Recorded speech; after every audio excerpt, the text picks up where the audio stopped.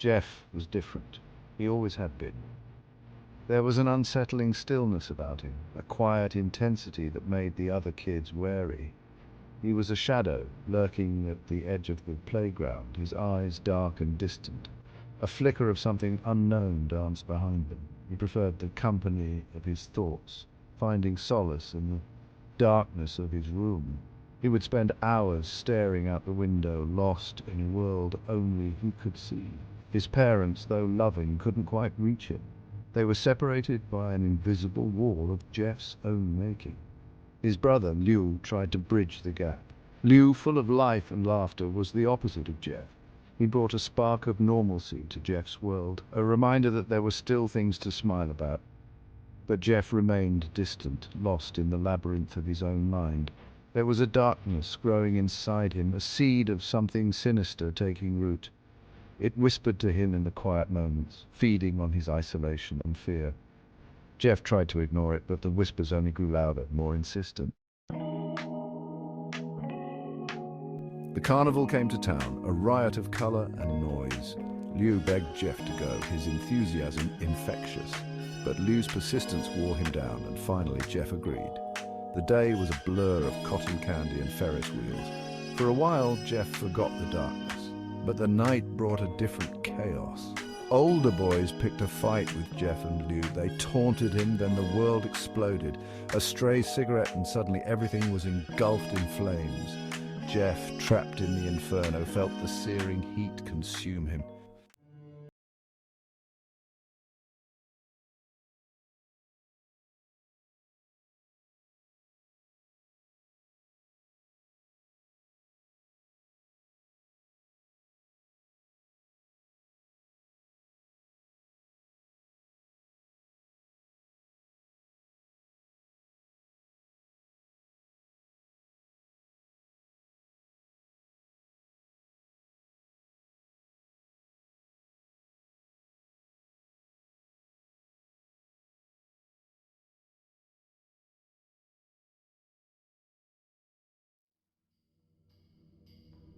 The darkness that had always lurked within Jeff now consumed him. The fire had stripped away more than just his skin. It had burned away his humanity, leaving behind a raw primal rage.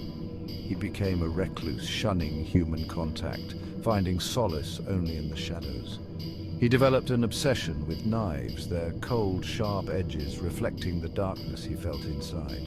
He would spend hours cleaning them, sharpening them, the metallic rasp a perverse lullaby.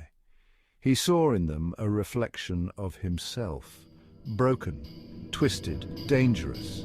The whispers in his head grew louder, more insistent. They urged him to embrace the darkness, to give in to the rage that simmered within him. He saw their faces in the shadows, felt their presence in the dead of night. They were always there, watching, waiting, and then the episodes began. Moments of lost time where Jeff would black out only to wake up surrounded by the remnants of his rage, bloodstains on his clothes, the metallic scent of blood heavy in the air. He would stare at his hands stained crimson, a sense of dread washing over him. What was he becoming?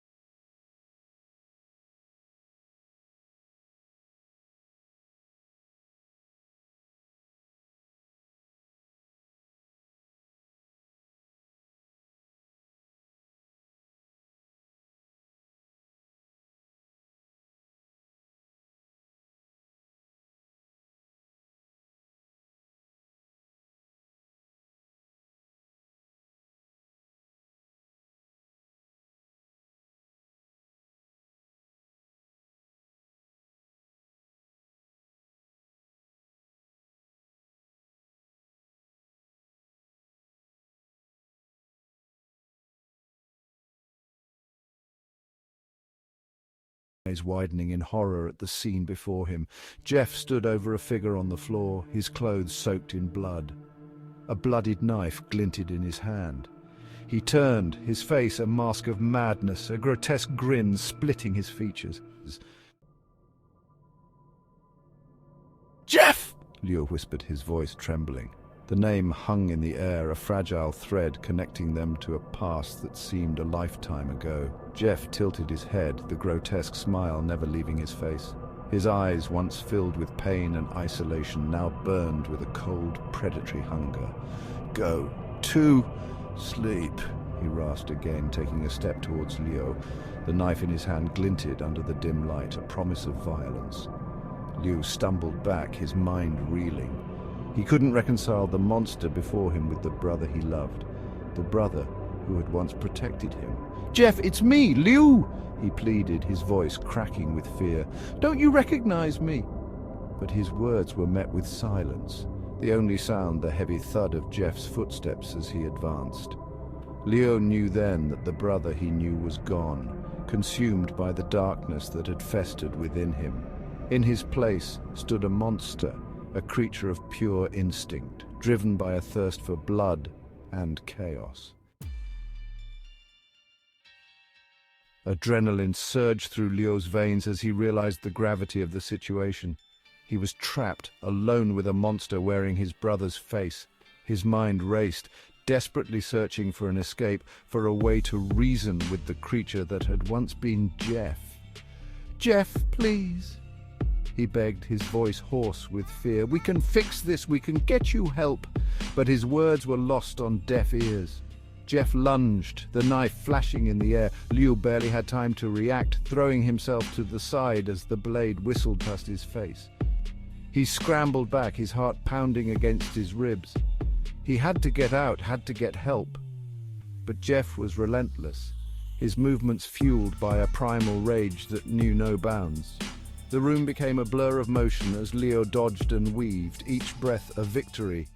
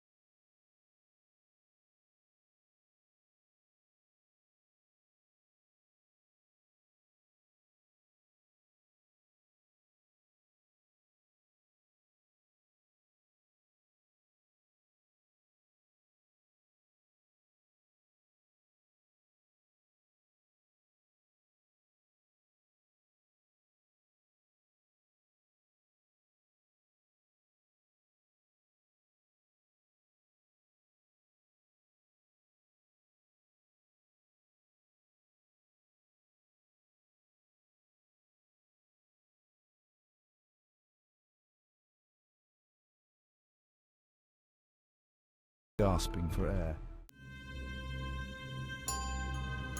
Liu never saw his brother again. The police arrived to find a scene of unimaginable horror. Two bodies lay sprawled on the floor, both covered in blood. One, a young man, his face frozen in a mask of terror.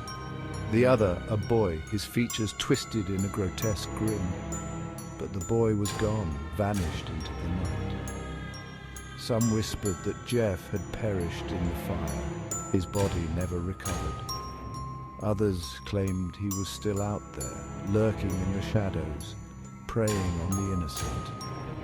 They told stories of a figure with a pale, disfigured face and a chilling smile, a figure who haunted the night, forever seeking to claim new victims. And in the quiet moments when the shadows grew long and the wind whispered through the trees, Liu could almost hear his brother's voice, a raspy whisper echoing in the darkness. "Go to sleep." He knew with a chilling certainty that Jeff was still out there, and he always would be.